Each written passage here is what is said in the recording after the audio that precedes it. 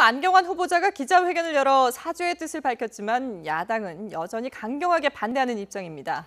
이번 인선을 인사 참사로 규정하면서 대통령의 사과까지 요구하고 있습니다. 네, 국회로 가보겠습니다. 박광열 기자.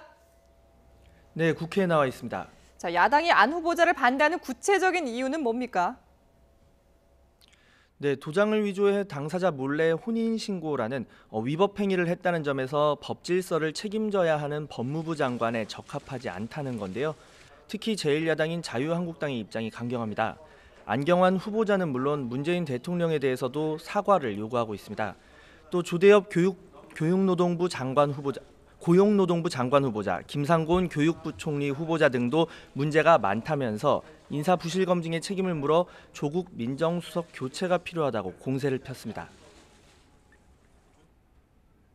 그 보좌진들이 조국 수석이라든지 인사수석이라든지 이런 분들이 저는 대통령을 제대로 보좌하지 못하고 있다.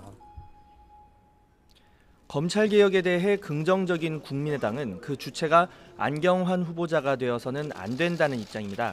당 여성 의원들까지 나서서 안 후보자가 그릇된 성관념과 어긋난 준법 정신을 가지고 있다며 지명 철회를 촉구했는데요. 강경화 후보자 임명 강행을 예고한 대통령에 대해 지도부는 청문회가 참고사항에 불과하다면 차라리 청문제도를 폐기하라고 비판했습니다. 이것은 삼권 분립을 무시한 존재 군주적 발상입니다. 이명박 박근혜의 독선 독단과 무엇이 다릅니까? 바른정당도 한 목소리를 냈는데요.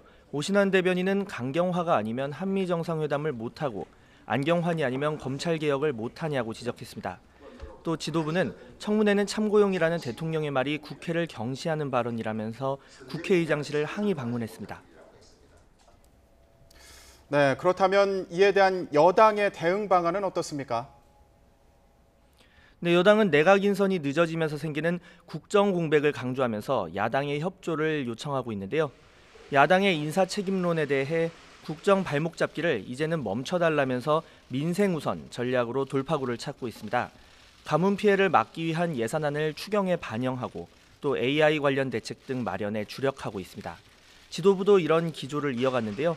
우원식 원내대표는 개헌특위와 추경 등 산적한 문제가 많은데 야당이 인사를 빌미로 현안 논의를 거부하고 있다고 지적했습니다. 또 역공에도 나섰는데요. 자유한국당 서울시당 위원장이 공식 행사에서 대통령을 깡패 같은 나쁜 놈이라고 말한 건 시정잡배 수준의 막말이라며 책임 있는 조치를 요구했습니다. 국민의 지지를 받고 당선된 현직 대통령에 대한 전면적 부정이고 국민에 대한 모독입니다. 만약 아무런 조치를 하지 않으면 제1야당이 시정잡배 막말 수준의 생각을 가지고 있는 막말 정당이라고 규정할 수밖에 없다라고 하는 것을. 이런 가운데 김현미 국토부 장관 후보자에 대한 오늘 중 청문보고서 채택은 어려워졌습니다. 강경화 후보자 임명 강행 방침 등에 대한 항의의 표시로 자유한국당이 보이콧을 선언한 건데요. 오는 월요일 이 문제를 다시 논의할 예정입니다. 지금까지 국회에서 YTN 박광열입니다.